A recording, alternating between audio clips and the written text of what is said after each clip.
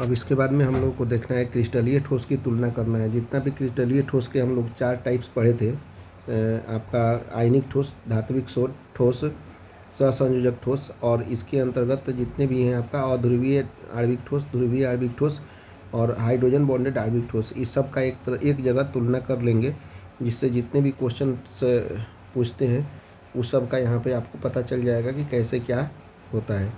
तो सबसे पहले हम लोग शुरुआत कर रहे हैं यहाँ पे अध्रुवीय आणविक ठोस से। अध्रुवीय आणविक ठोस में क्या क्या है उसको सब एक जगह लिख लेंगे और साथ साथ में ये भी पता कर लेंगे कि सबका तुलना कैसे कैसे किया जाता है। तो सबसे पहले देखते हैं कि अध्रुवीय आणविक ठोस के कण क्या होते हैं। इसको हम लोगों ने अलग अलग वीडियो में पढ़ा भी है।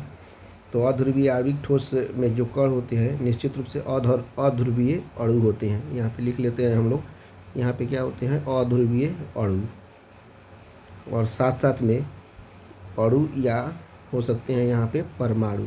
ठीक है, यानी कि अध्रुवीय आणविक ठोस के अणु कण क्या होंगे, अध्रुवीय अणु या परमाणु। इसमें आकर्षण बल जो काम करेगा अध्रुवीय आणविक ठोस में, या तो लंदन फोर्स काम करेगा, लंदन बल जिसे बोलते हैं, या इसी को हम लोग बोलते हैं वान डेर वाल बल।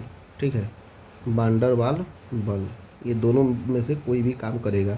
जब हम लोग पढ़े थे तो वहाँ पे भी जिक्र किए थे, सब यहाँ पे एक जगह मैं लिख दे रहा हूँ। अध्रुवीय आणविक ठोस का एग्जाम्पल हम लोग देखे थे वहाँ पे, हाइड्रोजन H2 जो कि सॉलिड अवस्था में होगा, या आयोडीन सॉलिड अवस्था में होगा, या निश्चित रूप से आर्गन जो कि सॉलिड अवस्था में होगा। अध्रुवीय आणविक ठोस की जो प्रकृति होती है वह नर्म होती है।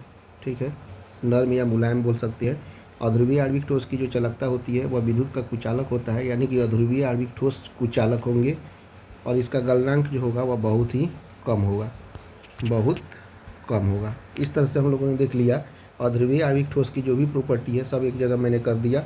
यानी कि अध्रुवीय आणविक ठोस के कण जो होंगे वह अध्रुवीय अणु या परमाणु होंगे। इसमें आकर्षण बल जो काम करेगा वह लंदन फोर्स या वान डेर वाल बल काम करेगा। उदाहरण के तौर पे आप देख सकते हैं H2 जो कि मैंने हाइड्रोजन जो कि सॉलिड के रूप में, आयोडीन जो कि सॉलिड के रूप में, आर्गन जो सॉलिड के रूप में। अध्रुवीय आणविक ठोस की प्रकृति जो होगी वह नर्म होगी। अध्रुवीय आणविक ठोस की जो चालकता होगी वह कुचालक होता है। और अध्रुवीय आणविक ठोस का जो गलनांक होता है वह बहुत ही कम होता है।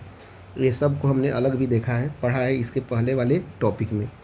उसके बाद में देखते हैं ध्रुवीय आणविक ठोस। ध्रुवीय आणविक ठोस के जो कण होते हैं वह निश्चित रूप से ध्रुवीय अणु होंगे। हम लोग लिख सकते हैं इसके जो कण होते हैं कैसे होते हैं, तो ध्रुवीय अणु के रूप में होते हैं। और इसमें जो आकर्षण बल जो काम करेगा ध्रुवीय आणविक ठोस में निश्चित रूप से द्विध्रुव आकर्षण बल काम करेगा।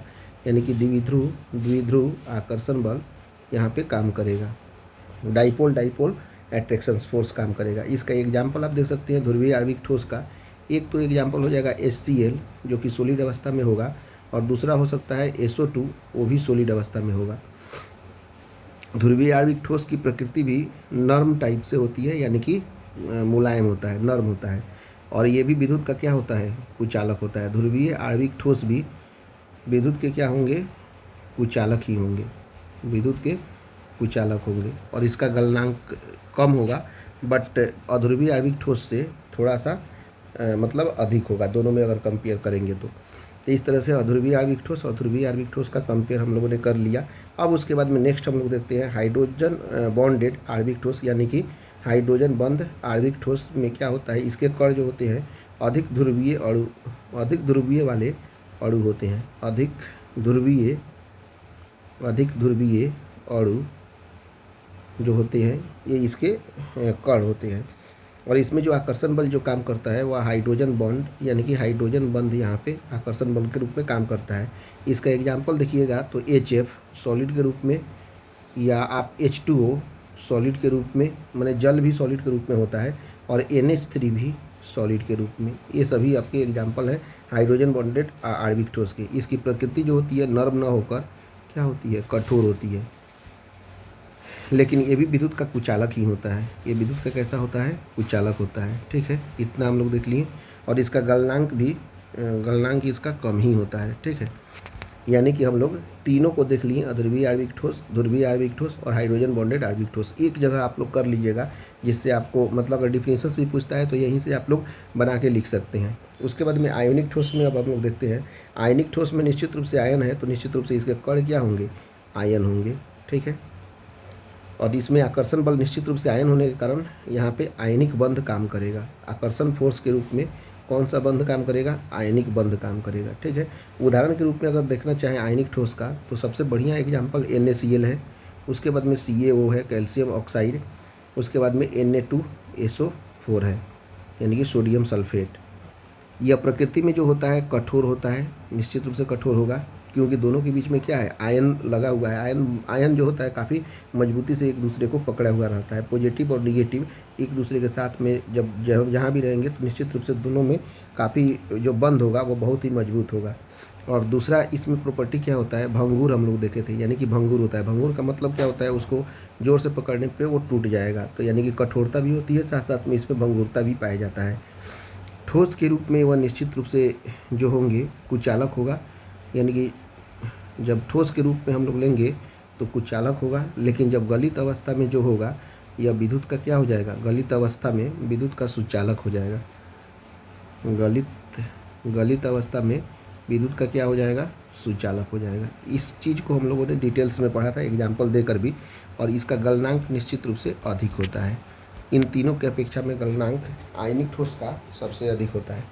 उसके बाद में आपका धात्विक ठोस। धात्विक ठोस में हम लोग पढ़े थे कि यहाँ पे जो कण जो होगा वह धनायन होगा, क्योंकि धातु में जो होता है वह धनायन पाया जाता है, क्योंकि वह इलेक्ट्रॉन को त्यागता है, तो निश्चित रूप से प्लस आयन को ये त्यागेगा, तो मुक्त इलेक्ट्रॉन यहाँ पे पाए जाते हैं। तो मुक्त इलेक्ट्रॉन भी कण के रूप में होते हैं। और इसमें आकर्षण बल जो काम करेगा वह क्या काम करेगा? धात्विक बंध यहाँ पे काम करेगा। ठीक है, और इसका एग्जाम्पल देना चाहें धात्विक ठोस का तो धातु हो जाएगा कॉपर, Ag यानी कि सोना, और Au मतलब सोना, Ag मतलब सिल्वर यानी कि चांदी, और Fe मतलब लोहा। ये सभी आपका धातु के एग्जाम्पल हैं।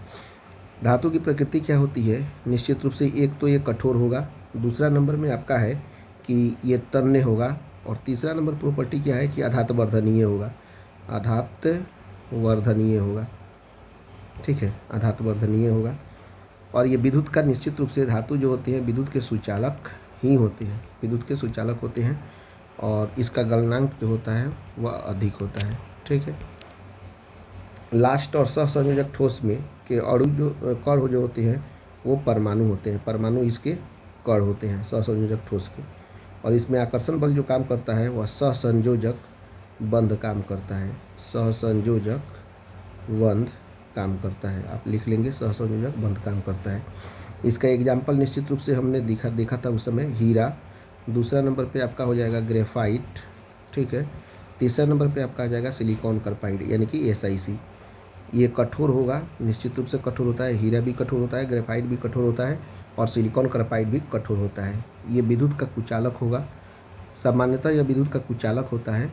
ठीक है, सामान्यतः क्या होता है? यह विद्युत का कुचालक होता है, लेकिन अपवाद के रूप में हम देखेंगे तो ग्रेफाइट जो होता है वह विद्युत का क्या होता है? सुचालक होता है।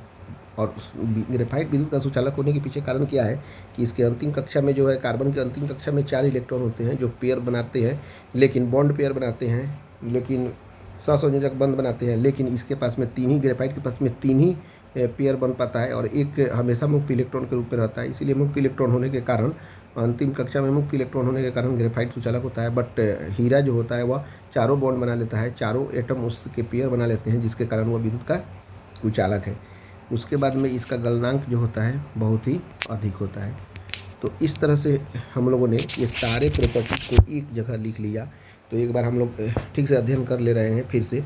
देखिए, अध्रुवीय आणविक ठोस के जो कण होते हैं अध्रुवीय अणु या परमाणु होती है। ध्रुवीय आणविक ठोस के जो अध्रुवीय आणविक ठोस के एक साथ देख लेते हैं। आकर्षण बल यहाँ पे लंदन फोर्स, लंदन बल या वैन डर वाल्स बल काम करता है। अध्रुवीय आणविक ठोस के जो उदाहरण है H2 सॉलिड के रूप में, आयोडीन सॉलिड के रूप में, आर्गन सॉलिड के रूप में। इसकी प्रकृति नर्म होती है, चलकता कुचालक होता है, और गलनांक इसका बहुत ही कम होता है। ध्रुवीय आणविक ठोस में क्या है कि इसके जो कण होते हैं ध्रुवीय अणु होती है। आकर्षण यहाँ पे द्विध्रुव आकर्षण बल काम करता है। उसका उदाहरण हो जाएगा HCl सॉलिड के रूप में, SO2 सॉलिड के रूप में। इसकी प्रकृति नर्म होती है और चलकता कुचालक होता है, और गलनांक इसका बहुत ही कम होता है, मतलब कम होता है। हाइड्रोजन बॉन्डेड आणविक ठोस के अंतर्गत इसके जो कण होते हैं अधिक ध्रुवीय अणु होते हैं। आकर्षण यहाँ पे हाइड्रोजन बॉन्ड आकर्षण बल काम करता है। उदाहरण के रूप में HF सॉलिड के रूप में, H2O सॉलिड के रूप में, और NH3 सॉलिड के रूप में होता है। प्रकृति इसकी कठोर होती है, चालकता इसका कुचालक होता है। और गलनांक कम होता है। आयनिक ठोस का देखेंगे तो इसके कण हो जाएंगे आयन, आकर्षण बल यहाँ पे आयनिक बंध काम करेगा। उदाहरण के रूप में NaCl CaO Na2SO4 हो जाएगा। प्रकृति इसकी कठोर और भंगुर होती है। चालकता ठोस के रूप में आयनिक ठोस कुचालक होता है और गलित के रूप में सुचालक होता है। इसका गलनांक अधिक होता है। धात्विक ठोस के रूप में कण धनायन यहाँ पे होंगे, यानी कि एक इलेक्ट्रॉन को मुक्त करेगा, तो यहाँ पे मुक्त इलेक्ट्रॉन के रूप में भी कण को हम लोग लिख सकते हैं। और आकर्षण इसका धात्विक बंध काम करेगा। उदाहरण के तौर पे कॉपर Ag Au और आपका Fe यानी कि लोहा होगा। प्रकृति इसकी कठोर तन तथा धातुवर्धनीय होती है। चालकता यहाँ पे सुचालक होगा, विद्युत का सुचालक, और गलनांक अधिक होगा। सहसंयोजक ठोस में कण जो होते हैं परमाणु होते हैं। आकर्षण यहाँ पे सहसंयोजक बंध काम करेगा। उदाहरण के रूप में हीरा ग्रेफाइट और सिलिकॉन कार्बाइड होगा। प्रकृति इसकी कठोर होती है। चालकता के रूप में यह कुचालक होता है, लेकिन ग्रेफाइट सुचालक के रूप में पाया जाता है, जो कि मतलब अपवाद है। और गलनांक इसका बहुत ही अधिक होगा। इस तरह से हमने क्रिस्टलीय ठोसों की तुलना कर लिया। अब हम लोग नेक्स्ट टॉपिक को हम लोग पढ़ेंगे।